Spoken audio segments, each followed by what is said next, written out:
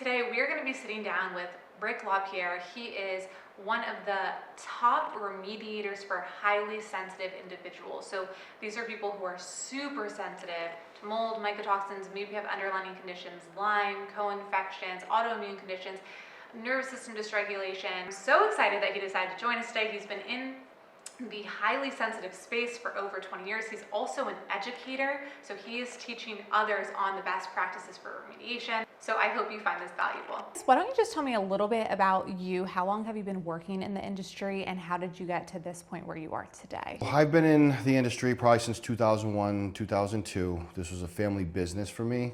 So my father was an serial entrepreneur growing up. So I was destined for a life of microbial growth. Been able to help a lot of people. So over the last 20 some odd years, I've had the opportunity to, work in homes, help families, and, primarily within the sensitive community. And you've been educating for how long? All right, so my family has been offering education in Florida since 2004. We've been offering classes to help contractors get licensed since 2010 when the law changed in the state of Florida. So probably me personally teaching around 12 years. And what was that law change? Licensure. Before you would have maybe a certification, but in the state of Florida it's required to have license. So in 2010 that law changed. That would require professionals to hold a license in order to practice mold remediation. And is that common, or is Florida kind of rare in the sense that we require a license to remediate molds? In terms of the United States, it's not as common. So there are several states that require licensure: Florida, Texas, New York, Louisiana, Washington, D.C. There are a couple other states that have regulatory registrations, like Maryland and Illinois. Like say in Chicago, if you have a project over $25,000, you'd be required to register with the local municipality. Got it. Okay, so in these other states, then it could just be a general contractor without any kind of specific training? Yeah, you could be a cook and wake up one morning and want to be a remediator in the state of Kansas. Oh, wow. Yeah. Okay, so we're very lucky in that sense in Florida. There is some requirements to make sure people are doing what they're supposed to be doing. Yes, and you have contractors that have experience in water restoration and cleanups, and there's certain niches that they handle very well, and there are other, but as you get into any profession, there are specific niches that require a certain level of skill. So what are the most important things we should know about remediation? Even though we have the requirements for licensure in Florida, are there some remediators that are better than others? Is there a gradient? Is there advanced training? Or if you have a license, you're going to know what you're doing? All right, so I like to preface with there is no certification or license that breeds competence. I love it. That comes from experience, making mistakes, learning, and applying that learning in the field. The national standard certification is the IICRC. It was the nationally recognized standard.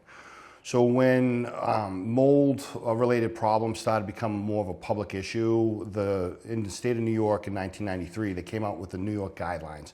And that's the first real guide of how to approach these types of problems. The IICRC expanded on this in the mid to late 90s into the early 2000s, and they have become the nationally recognized standard. It's the Institute of Inspection, Cleaning, Restoration certification. So all professionals should know what this is. They should have their literature in their library. Whether they're certified with the IICRC certifications or with a smaller company, it's likely that their training is steeped within those principles. So that is the guiding force of fundamental remediation.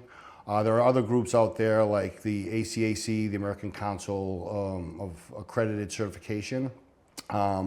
They go a step further where you'll go through the certification process, and they have a board approval process in order to hold the certification. So you can have either one of those backgrounds and be licensed to practice? You could have none of those backgrounds and be able to license to practice, but you'll go through, the process is the same whether it's for certification or for licensure. Essentially, you'll sit into a 2 to 5 day class, and then you'll take an exam to show competency for industry knowledge. Got it. And whether that's a certification or a license would be contingent on the state you're in and your goals of what you're trying to achieve. So a lot of companies, they both inspect and remediate. And this is something we see very commonly in Florida, at least in this area in Jacksonville. Is this something that is allowed to happen? And is it legal? And is it common practice? It depends on the state. So if we would look at, say, Florida, Texas, New York, states that require licensure, there is a consumer protection law in all these states where there should be some sort of separation on a project within the year.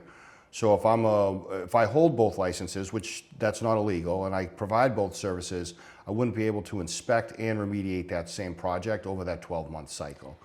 Which is interesting, because if you're inspecting, then that problem needs to be rectified pretty quickly. We can't wait around with a mold problem for 12 months. So they should be then referring out to another company to remediate. That's best practice. There are nuances. So as a remediator, I could come into your home and there could be a visual problem that I can identify, prescribe the remedy without having to do a full inspection. So what the law is saying is that I can't come in, charge you for services to discover the origin of a problem, and then come in and say, hey, I can fix that problem with you and charge you for a separate service related to that discovery. On the back end, for post-remediation verification, if I'm a mold remediator, we want a third party to come in and verify the success of that service versus just basically doing that myself, charging them for the post-remediation verification. There's conflict of interest in how that information could be delivered. Because then at that point, it's kind of like the hen watching the, what's the saying?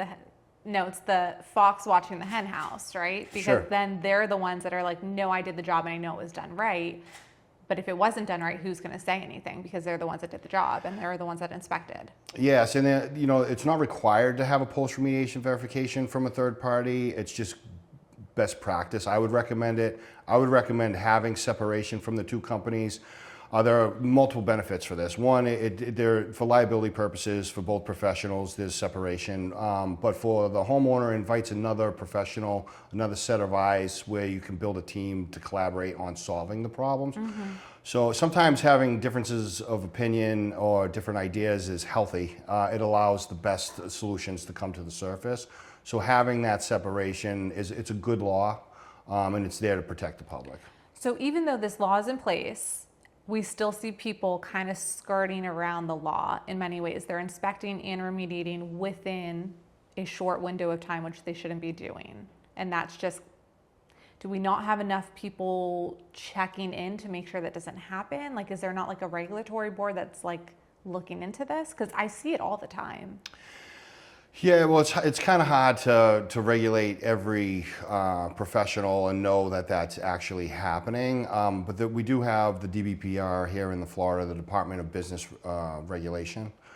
So there is a body where the public could go to check to see whether or not the professional they're working with is licensed. They can report if there was a violation of services. Mm-hmm. For the layman or the consumer, it's best practice to have a separation. Professionals that don't acknowledge that separation, I would be a little skittish around. However, there is a nuance where there's an exemption for Division I contractors. So if I'm a Division I general contractor, I am exempt from having to have separation. So in some cases, you may have a contractor that comes in and then they're handling the entire project and they're not in violation of that law. And a Division I contractor, do they just have so much more training? Is that why they're exempt? Or why are they exempt?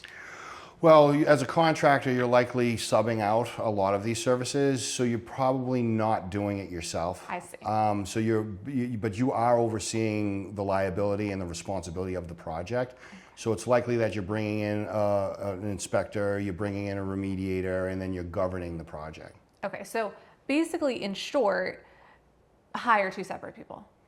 That's best practice. So when a company is coming in to do a remediation, what are some of the terms that you want to hear to know, like, okay, this company sounds like they know what they're doing, or it seems like they're using the best practices? Are there specific terms like negative pressure or containment, or like, how do we gauge if we call someone up and we're like, hey, we got a mold problem and we need you to remediate it? How do we know that they're good? And I know we touched on this a little bit. It goes on, a lot of experience is going to be a factor, but are there certain keywords where we're like, okay, they're probably doing it correctly? I wouldn't say they're keywords. So if we were to talk about, say, negative pressure, which we could elaborate on what that actually is, fogging, containment, HEPA vacuuming, these are all tools that are part of a process. So people should know the tools that they use within a process, but what I would be looking for individuals that communicate well, that could take a complex situation and then explain it simply. Yeah, you need to be able to understand the service that's being provided, what the end state of that service is, and what are the options to get us to that end state. I'd also want a professional that also understands both the health and economic impacts on the household or the business. Being able to talk through those issues and being able to look at that from a big picture perspective shows that there's experience with dealing with these types of problems. Of course, as you do your diligence and your interview, you want to know that they're, following the national standard. They are utilizing tools that maybe you're reading about, but they're not always applicable depending on the circumstance of the project that's being, executed. Got it. That makes sense. And when a remediation company comes in and says, I know that there's a budget issue, so to kind of get around that, what we could do is just dry fog everything and call it a day. What are your thoughts on that as an educator and someone who's been doing this for 25 plus years? So the fogging is a tool. It should be part of a method. So to come in and indiscriminately fog anything into a home would not be recommended. I don't think it solves the issue. Source removal is the primary goal of remediation, not killing, and most fogging is utilizing an EPA registered disinfectant. All disinfectants with the EPA are registered under the FIFRA Act, which is the Federal Insecticide, Fungicide, Rodenticide Act. Now that particular act, what it does is it approves or registers claims, so they're kill claims. So if I say my product will kill coronavirus, it goes through a series, they pay for a series of tests, and then the EPA will approve that claim. We're not looking to add toxicity to an environment, so coming into a home and indiscriminately just spraying pesticides wouldn't be recommended. Now there are different products to fog that aren't necessarily a registered pesticide that may be more gentle on the environment, like enzymes, dry fogging. But even still, you would never utilize this independent of the cleaning process and the removal process. Interesting, because a lot of companies will do that. So that's kind of a red flag that's probably not the best way to handle this then. Yeah, I think what ends up happening for people is they look at the economic burden of these types of services because they are expensive. So then we have what I would call penny wise, a dollar foolish. And then you have an individual come in and say, well, actually, I can do this at a fraction of the cost. All we need to do is fog. I would stay clear of that. It shows a lack of competency, and it shows a lack of understanding of looking at these problems globally. So that should be a tool that's implemented within the method that's being performed in the home. And this is where, during the hiring process, having someone that can communicate the process in all of the different stages of it, so there's a clear understanding of the service you're paying for. That's a really great way to summarize that, like penny wise, dollar foolish, because I think a lot of times people see the sticker shock of some of these remediations and they're like, let's just do whatever it is to get this house relatively safe in the cheapest capacity, but long term that's going to be very problematic for these sensitive, especially for these sensitive individuals. Absolutely, and this is especially true for the inspection phase and diagnosis of the problem. I can't tell you how many customers I come to. By the time I've gotten to them, they've had 4 or 5 different inspections. They maybe even have had a remediation before we've even come in to help with the problem. So that initial inspection that may have been several $1,000s could have defined the problem in its entirety, showed the root cause analysis, and then given a more economical pathway to solving that problem. So, and when we patch things independently of each other, it ends up being Band-Aids and then can cost more in the long run. So if there's mold in an HVAC system, at that point, is it as simple as hiring an HVAC company to come clean it, or a mold certified HVAC person to come clean it? Or is that a job for a remediator? Like, these lines can be very blurry for people. So what's that like if you have mold in an HVAC system? Well, it depends on the severity of it. The first thing to look at is the functionality of the unit. Is it sized properly? Is it functioning properly? Is it at the end of its life cycle? All of those things should be evaluated by a professional that understands the mechanical system. Most professionals are surrounded by other professionals that have skill sets that are complementary, but are maybe not within their toolbox. So for us, what we will do is we'll bring in companies that we work with that, that's their wheelhouse, and then we'll sub them out for a particular, making sure that that area has been remedied. But most companies in that arena are a little afraid of mold. They'll even have trainings where they're not allowed to use the word mold. They'll call it biogrowth or some other made-up term. So you definitely want to have professionals that understand the environmental impact of the service. And it's likely if they don't hold a remediation license in a state like Florida or New York, they're going to bring in another professional to at least collaborate and have a cooperative service provided. So it would not be advisable to just call up your local HVAC company and have their techs clean it out? Depends on the severity of it. How bad it is. Most remediators are likely going to have a third party come in, drop the coils, pull the blower, clean out the cabinetry. If the ductwork has actual growth inside the ductwork and it's flex duct, that needs to be replaced. They're not going to clean that. So you're likely going to have a professional utilizing other colleagues to help with that particular part of the service. If it's early on and it's, you have a little bit of mold in a system and you have your biannual checkups of that service, you may be able just to get away with the cleaning. But this is where having a proper inspector come in, look at the extent of the problem, offer you a prescription for remedying the issue, and to help you understand on whether or not that a full-blown remediation is actually necessary. So the inspector will let you know, like, hey, this is a job for a remediator, or hey, this is like a small little, you can get your HVAC company to clean it. Yeah, sometimes a remediator can tell you that, or the HVAC professional can tell you that. They may look at it and say, listen, this isn't within our scope. We're going to need a mold remediation company to come in and help out with this, and vice versa.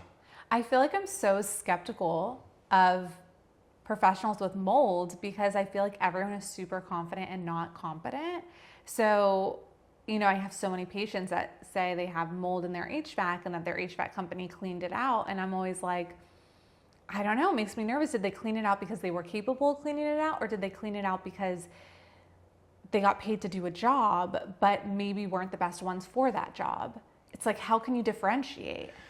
Yeah, it's difficult, and this is where doing your diligence matters, and talking to different professionals, getting multiple inputs so you can make an informed decision on the best professional for you. Having an inspector come in that you trust that can maybe guide that is a good strategy to look at. If you have a good remediator, they can often look at a problem, see where the moisture, what's going on. Mm-hmm. The why isn't always definable.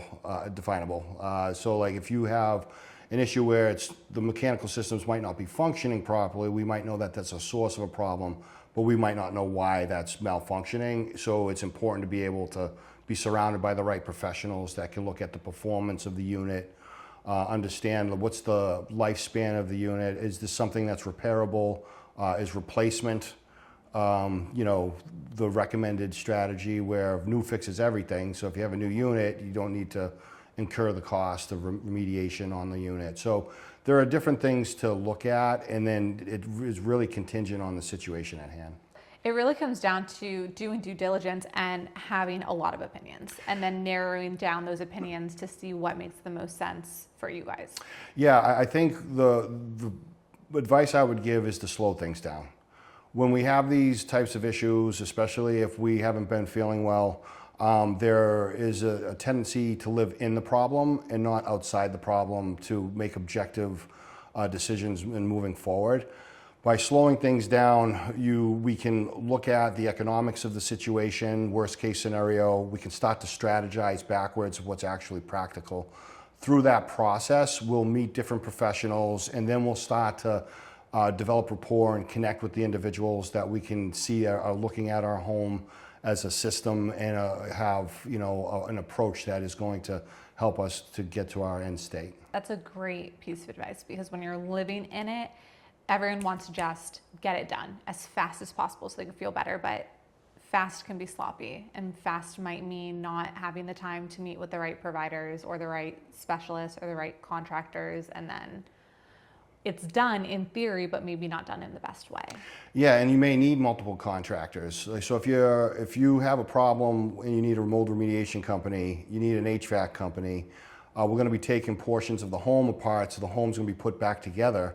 You may have 3 or 4 different professionals in your home, and you need to be able to play well with each other, collaborate, and work for the common goal of the household.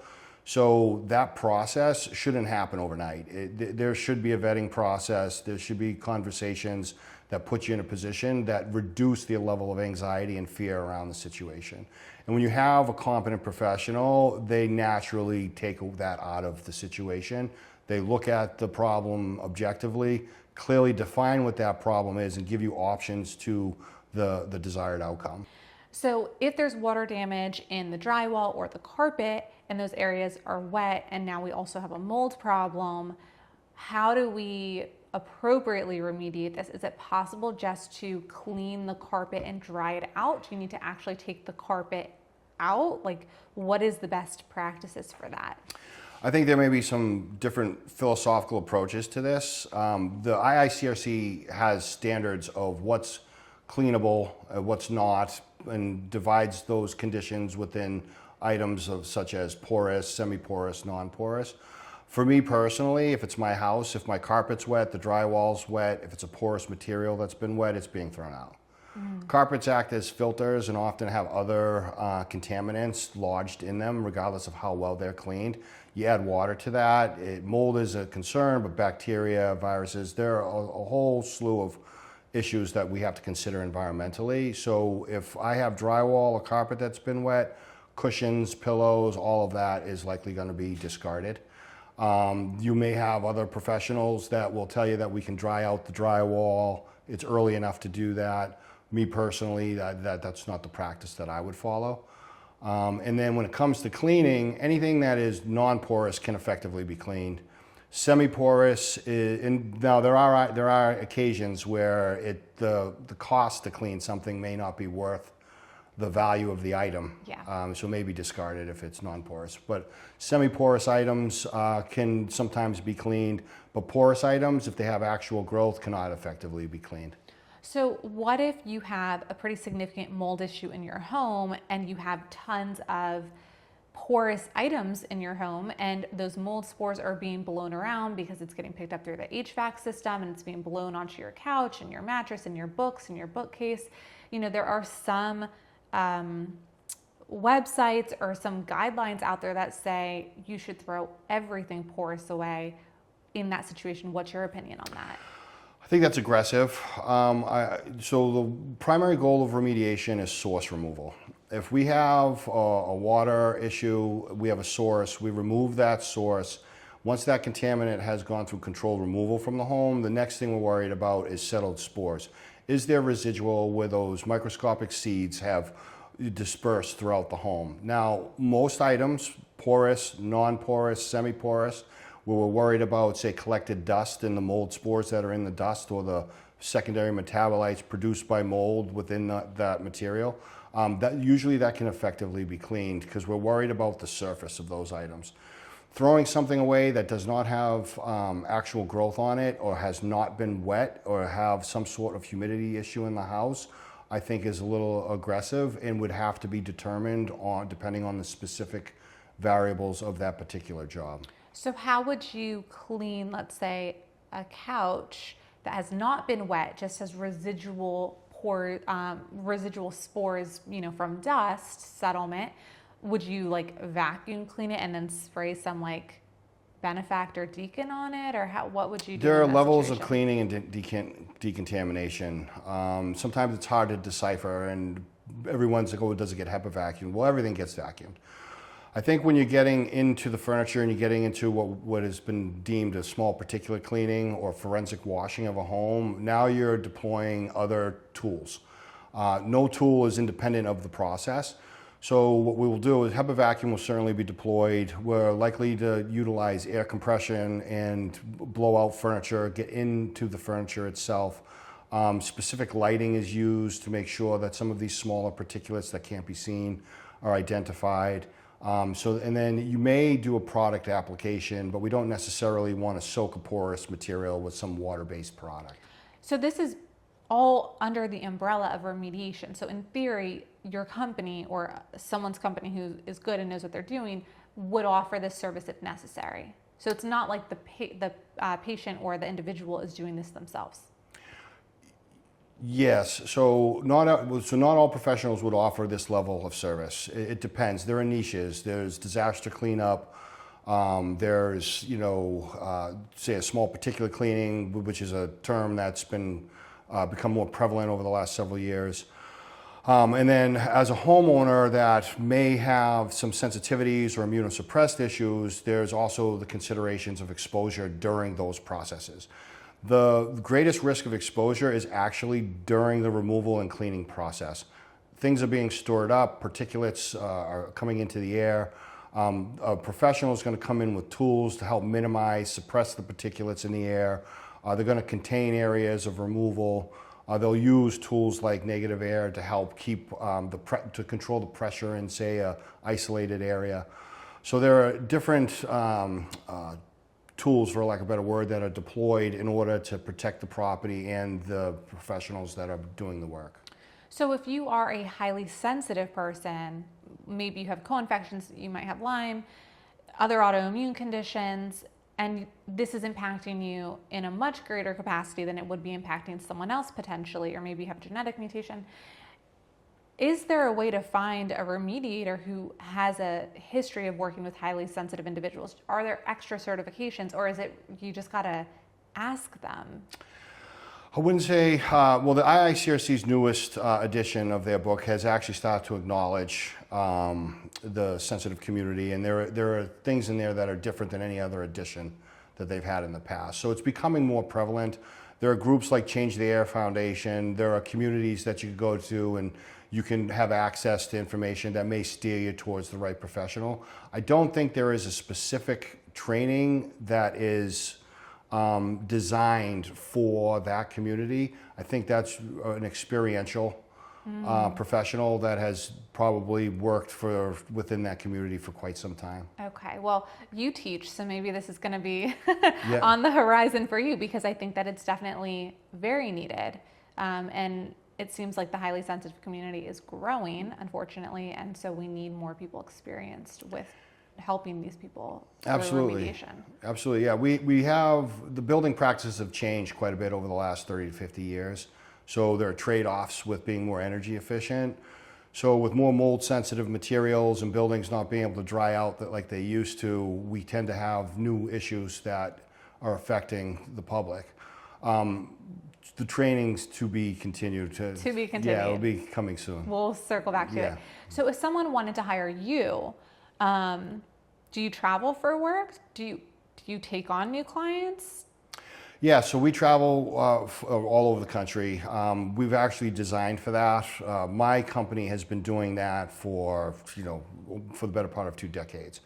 It was a family business for me, so this is a population that we have serviced for quite some time. The highly sensitive population? Yes. I'm a small company, so we can only get to so many projects a month, but I have a specific crew that travels and services these types of problems.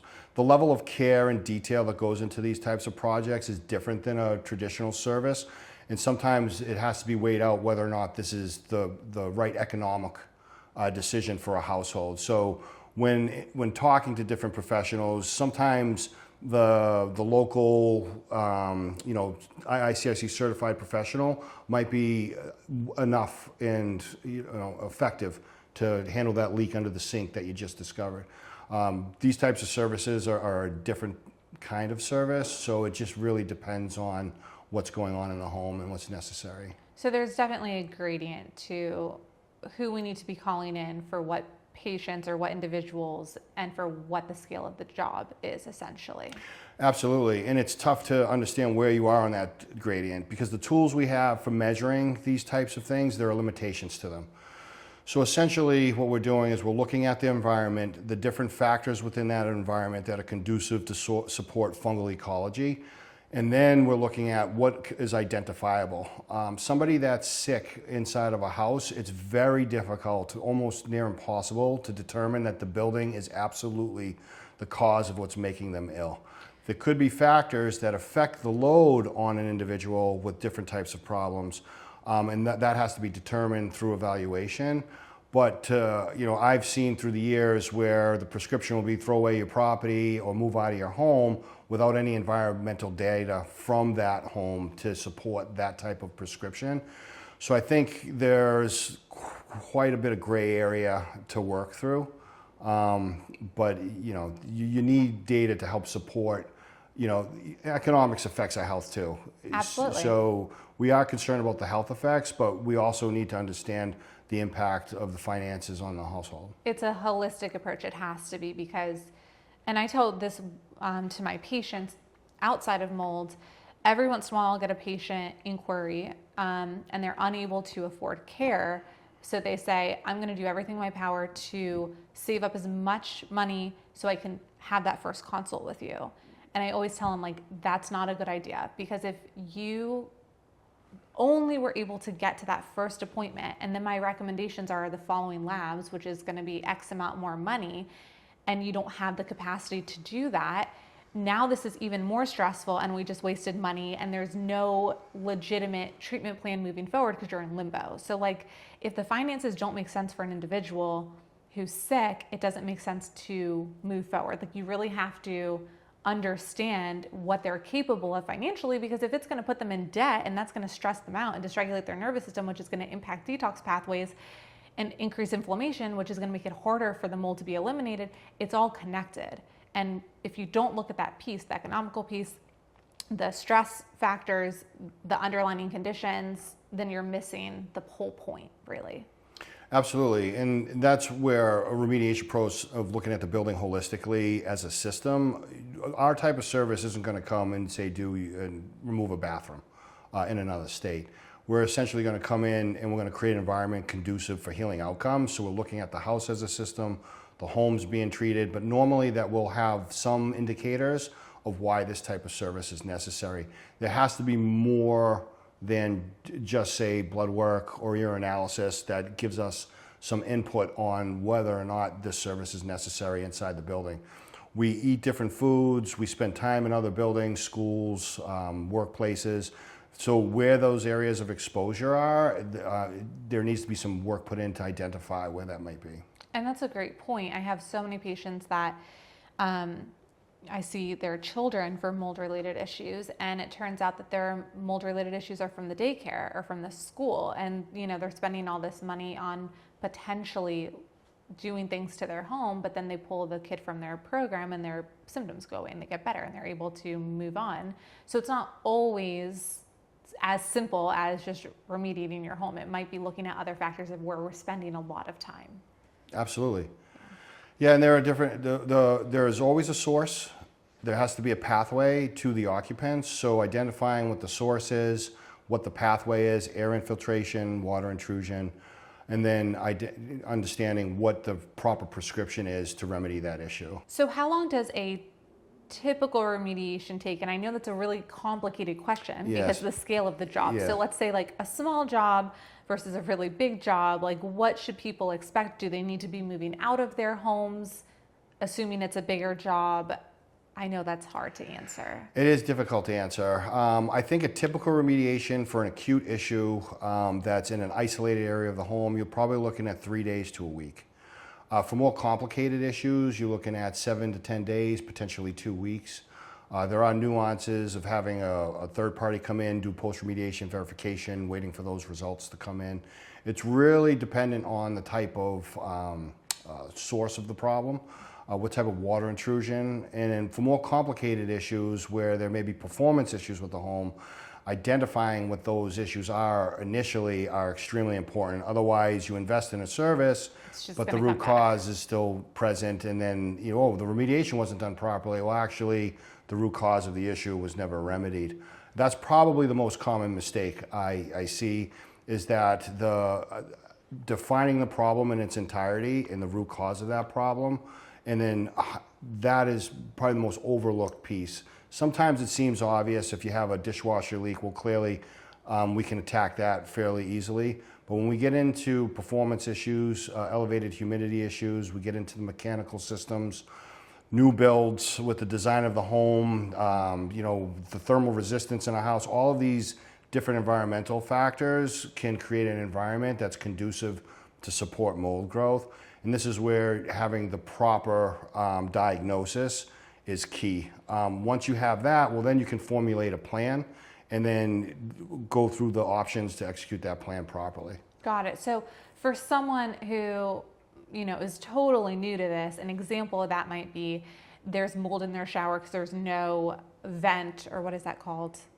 Fan. There's no exhaust fan. Yep. And so they come in and they rectify the molds, but then they don't put in an exhaust fan. And so every time they take a shower, it's going to contribute to a warm, damp environment, and then they're going to get mold again because it was never fully addressed. Yeah, what are the conditions that supported the mold? The mold is the symptom. So what was no water, no mold. So what was the moisture issue that was conducive to support the mold growth? Identifying that clearly and then developing a plan to remedy that issue is essential. Overlooking that piece and then spending the money for a remediation, you're setting yourself up for this to come back, and you the really never-ending cycle. Exactly. You want to preserve the investment in the service. Once that's been done properly, as much as we like to connect with our clients, they don't want to see you again. Yes. So you want to definitely get that done right the first time. So I would say that a clear definition of the problem to solve, and then developing a plan on how to get that executed. I love that. I tell that to my patients all the time. I am always here if you need me, but the goal is to never have to see you again. The goal is for you to get better, and should you need to refer someone to me, fine. Should you have an acute issue come up, fine. God forbid you need me, I'm always here. But if it's been 5 years and we're still together, it's a problem. Yep. It's a problem. I don't want to see you forever. We're always trying to put ourselves out of business. Like that's, you know, in and out as fast as possible because I want you gone. I want you better. But if you're with me forever, then we didn't address the problem to begin with. So Yep. Similar concept with remediation. Yes, and we approach the home in a similar fashion. So in Western medicine, you know, the approach is usually to reduce things down to its smallest workable part. I think in more functional medicine, we start to tend the garden of the body. We do this approach with the home as well. We have an ecosystem inside the home. We're looking at the house as a system, so we're looking at occupancy patterns, maintenance activities, pets, plants, how all of this impacts the environment, and that we're deploying a strategy that's conducive for the healing outcomes of the occupants inside the home. So do you ever consult on best building materials, or is that not really your realm? I don't. I like to stay in my scope. I'm a specialty remediator, so I stay within my scope. I am surrounded by professionals that I can lean on when I need guidance in that, and I do have people that I can send my clients to that will give them the proper direction. So basically, walk me through just the things that a company should be doing from a patient's perspective or from an individual's perspective so they know, okay, I got the right guy for the job. Sure. I think, so from the steps of remediation, what we're going to have is the professional's going to come in, they're going to isolate the area of concern. They're going to set up engineering controls, which is basically equipment, containments. They're going to control those conditions so they have humidity, temperature. They understand that the environment is under their control. They're going to do controlled removal of the source area, and they're going to make sure that however the material exits the building is done in a manner that doesn't cross-contaminate to unaffected areas of the home. And then expose both the practitioners and the occupants to the contaminants that are being removed. At that point, we're going to enter into the cleaning phase of the project. There are different levels of decontamination, and that's probably a separate conversation. But in its simplest form, there's going to be a mechanical cleaning of the area to remove loose fungal fragments. We're going to HEPA vacuum that area. We're going to clean that area. Cleaning that area requires us utilizing, say, soap and water, a light detergent, something with a surfactant that will leach soil away from the material. And then we're going to HEPA vacuum those areas again. At that point, you may administer a fog or a disinfectant as an ancillary tool as part of the service. But fundamentally, you're just going to go through those 5 or 6 steps in the remediation.